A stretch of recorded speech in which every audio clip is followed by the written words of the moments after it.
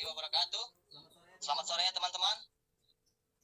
Waalaikumsalam warahmatullahi wabarakatuh. Baik, pada sore hari ini kita akan mempresentasikan makalah Pancasila kita atau PPKN tentang kurangnya keaktifan mahasiswa sehingga menyebabkan angka pengangguran bertambah.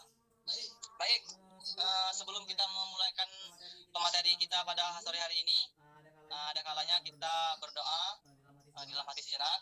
Baik, langsung saja kita kepada pemateri satu, yaitu sahabat kita Aldi Nutriansa. Kepada Aldi Nutriansa untuk membacakan hasil diskusinya, saya persilahkan. Baik, terima kasih kepada saudara Febri. Saya akan mendiskusikan hasil diskusi kelompok kami. Latar belakang permasalahan bangsa Indonesia saat ini begitu kompleks. Hampir dari semua aspek kehidupan menjadi masalah nasional, tidak hanya bidang sosial ekonomi saja, namun politik dan agama juga sudah mulai mencuat. Hal ini ditandai dengan banyaknya aksi-aksi demonstrasi yang menimbulkan perselisihan antara beberapa kelompok dalam masyarakat.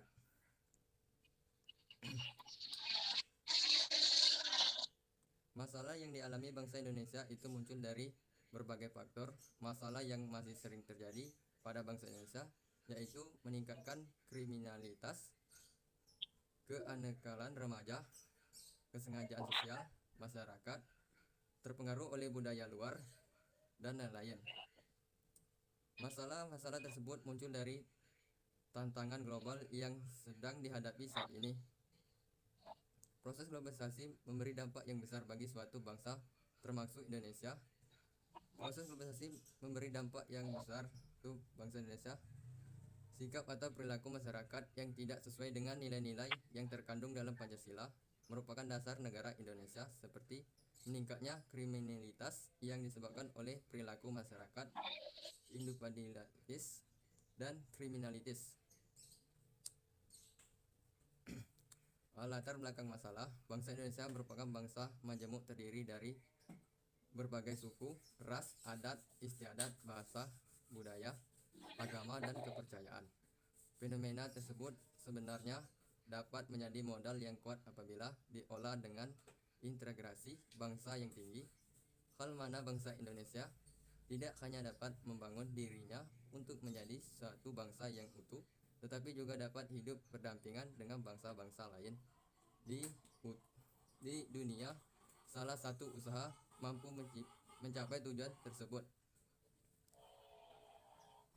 2. B. Sistem pendidikan nasional menyatakan bahwa pendidikan nasional berfungsi membanggakan kemampuan dan membentuk watak serta peradaban yang bermanfaat dalam rangka mencerdaskan kehidupan bangsa, bertujuan untuk berkembangnya potensi peserta didik agar menjadi manusia beriman dan bertakwa kepada Tuhan Yang Maha Esa, berakhlak mulia, sehat, berilmu, kreatif, mandiri, dan menjadi warga negara yang demonstrasi serta bertanggung jawab. C. Pendidikan adalah salah satu bentuk perwujudan kebudayaan manusia yang dinamis dan syarat perkembangan. Oleh karena itu, perubahan atau perkembangan pendidikan adalah hal yang memang seharusnya terjadi. Sejalan dengan perubahan budaya, perkembangan pendidikan adalah hal yang memang seharusnya terjadi. Sejalan dengan perubahan budaya kehidupan.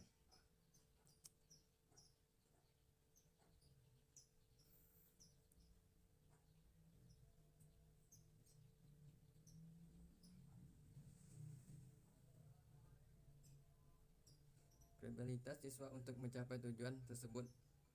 Dalam reporter menyebutkan bahwa kita belajar 10% apa yang kita baca, dari apa yang kita dengar, dari apa yang kita lihat, dari apa yang kita dengar. Tak hanya akibat pandemi, tapi juga banyak angkatan kerja baru yang tidak terserap pada tahun 2001 terhadap pengangguran tersambat sebesar 1,1 juta orang. Baik, kepada pemateri kedua yaitu Anes Jutriza. Kepada Anes Jutriza, kami persilakan. Warahmatullahi wabarakatuh. Waalaikumsalam. Baiklah, saya di sini akan melanjutkan presentasi dari Aldi. Semasa pemerintah Orde Baru, pembangunan ekonomi mampu menambahkan banyak pekerjaan baru di Indonesia. Yang dengan demikian mampu mengurangi yang nasional sektor-sektor yang terutama mengalami peningkatan tenaga kerja atau sebagai pengasah jumlah total tenaga kerja di Indonesia adalah sektor industri dan jasa, sementara sektor pertanian berkurang pada tahun 1980-an sekitar 55% populasi tenaga kerja Indonesia.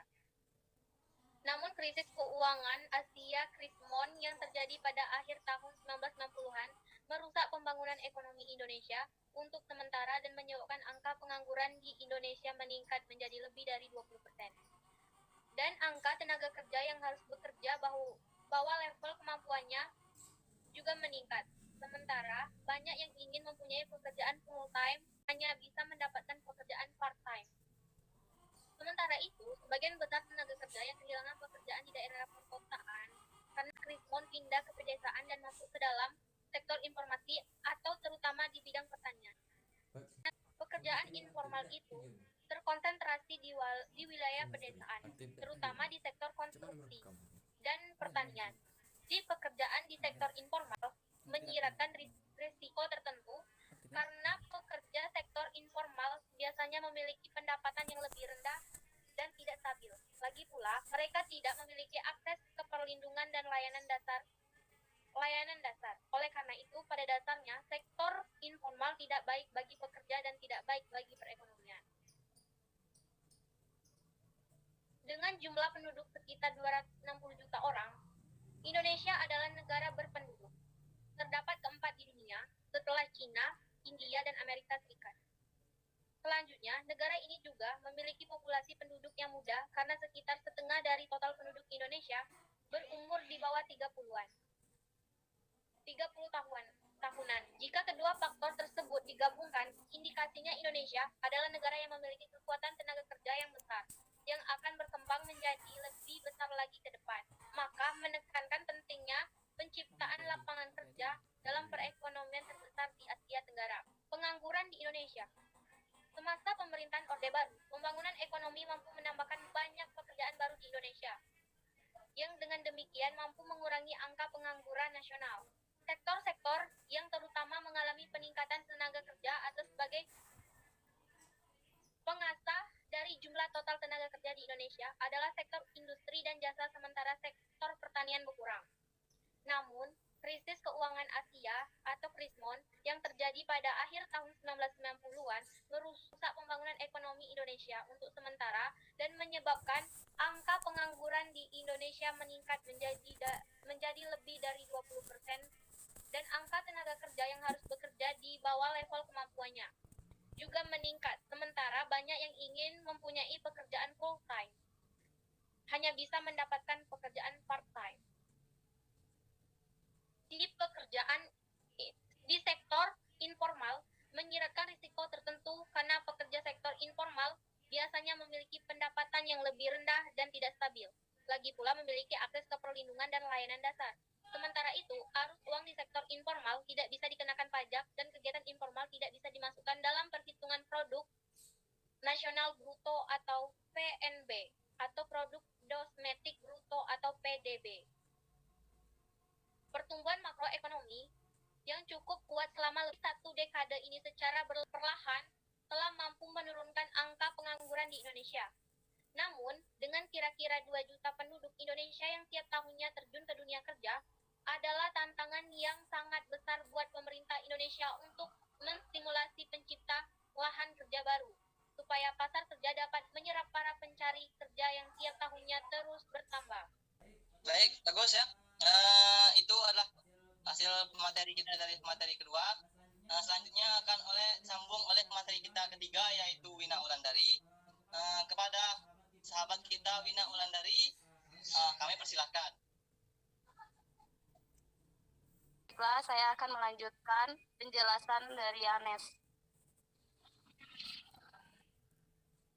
komoditas atau yang mentah dihargai dan harus mengarah pada ekonomi yang lebih kuat secara struktural dan masa depan.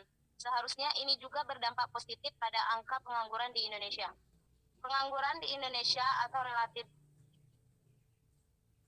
Kalau kita melihat pengangguran di perkotaan dan pedesaan di Indonesia, maka kita dapat melihat bahwa pengangguran secara signifikan lebih tinggi di daerah perkotaan dibandingkan dengan daerah pedesaan. Yang tidak kalah menariknya yaitu kesenjangan atau pengangguran perkotaan dan pedesaan melebar selama 4 tahun. Indonesia sedang mengalami proses urbanisasi yang cepat. Saat ini lebih dari setengah jumlah penduduk Indonesia tinggal di daerah perkotaan.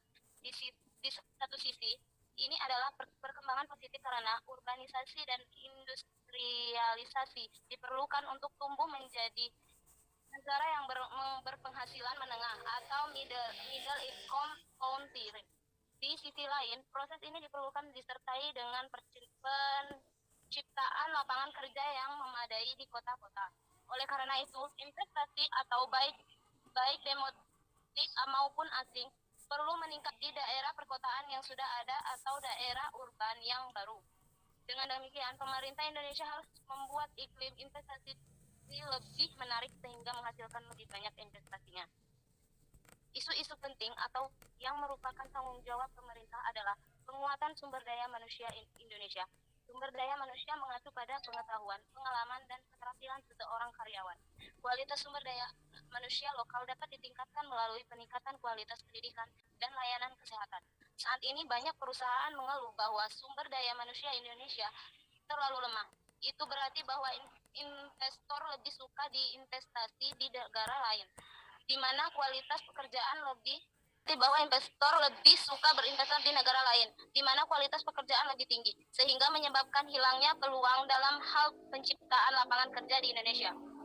Pembangunan ekonomi mampu menambahkan banyak pekerjaan baru di Indonesia, yang dengan demikian mampu mengurangi angka pengangguran nasional. Sektor-sektor yang terutama mengalami peningkatan tenaga kerja sebagai pangkal dari jumlah total tenaga kerja di Indonesia adalah sektor industri dan jasa, sementara sektor pertanian berkurang. Pada tahun 1980-an, sekitar 50% populasi tenaga kerja di Indonesia bekerja di bidang pertanian, tetapi belakangan ini angka tersebut berkurang menjadi di bawah 40%. Sementara itu, sebagian besar tenaga kerja yang kehilangan pekerjaan di daerah perkotaan karena Krismon pindah ke pedesaan dan masuk ke dalam sektor informal atau terutama di dalam pertanian. Walaupun Indonesia telah mengalami pertumbuhan makroekonomi yang kuat sejak tahun 2000-an dan Indonesia telah pulih dari Krismon, sektor informal ini baik di kota maupun di desa sampai sekarang masih tetap berperan besar dalam perekonomian Indonesia, walau agak sulit untuk menemukan jumlahnya. Pertumbuhan makroekonomi yang cukup kuat selama lebih dari 1 dekade ini secara berlahan telah mampu menurunkan angka pengangguran di Indonesia. Namun dengan kira-kira 2 juta penduduk Indonesia yang tiap tahunnya terjun ke dunia kerja adalah tantangan yang sangat besar buat pemerintah Indonesia untuk menstimulasi penciptaan lahan kerja baru supaya pasar kerja dapat menyerap para pencari kerja yang tiap tahunnya terus bertambah. Pengangguran muda atau kebanyakan adalah mereka yang baru lulus kuliah adalah salah satu kekhawatiran utama dan butuh adanya tindakan yang tepat. Dengan jumlah total penduduk sekitar 260 juta orang, Indonesia adalah negara berpenduduk terdapat keempat di dunia setelah Cina, India, Amerika Serikat. Selanjutnya, negara ini juga memiliki populasi penduduk yang muda karena sekitar setengah dari total penduduk Indonesia berumur di bawah 30 tahun. Jika kemudian faktor tersebut digabungkan, indikasinya Indonesia adalah negara yang memiliki kekuatan tenaga kerja yang besar, yang akan berkembang menjadi lebih besar lagi ke depannya. Maka menekankan pentingnya penciptaan lapangan kerja dalam perekonomian terbesar di Asia Tenggara. Jika ada pemateri dari ketiga-tiganya yang mau menambahkan sedikit lagi tadi, yang tinggal sedikit lagi tadi, boleh tambahkan pemateri berapa yang mau menambahkan? Baiklah, di sini saya akan menambahkan materi kami. kalau kita melihat pengangguran di perkotaan dan di pedesaan di Indonesia, maka kita dapat melihat bahwa pengangguran secara signifikan lebih tinggi di daerah perkotaan dibandingkan di daerah pedesaan. Yang tidak kalah menariknya yaitu kesenjangan antara pengangguran perkotaan dan pedesaan melebar selama 4 tahun terakhir, karena pengangguran pedesaan telah menurun lebih cepat daripada pengangguran di perkotaan. Penjelasan itu adalah bahwa banyak orang pedesaan pindah ke daerah perkotaan dalam rangka mencari peluang kerja. Indonesia sedang mengalami proses urbanisasi yang cepat. Saat ini lebih dari setengah jumlah penduduk Indonesia tinggal di daerah perkotaan. Di suatu sisi, ini adalah perkembangan positif, karena urbanisasi dan industri diperlakukan untuk tumbuh menjadi negara yang berpenghasilan menengah. Sekian penjelasan dari saya. Saya akan kembalikan ke moderator kami. Baik, terima kasih. Terima kasih kepada teman-teman yang telah berkontribusi di pada sore hari ini. Sebelum kita menutup acara kita pada sore hari ini, marilah kita melepaskan baca hamdalah. Alhamdulillahirrahmanirrahim. Baik, tetap jaga kesehatan teman-teman. Saya Heri, wabillahi taufiq wal hidayah. Wassalamualaikum warahmatullahi wabarakatuh.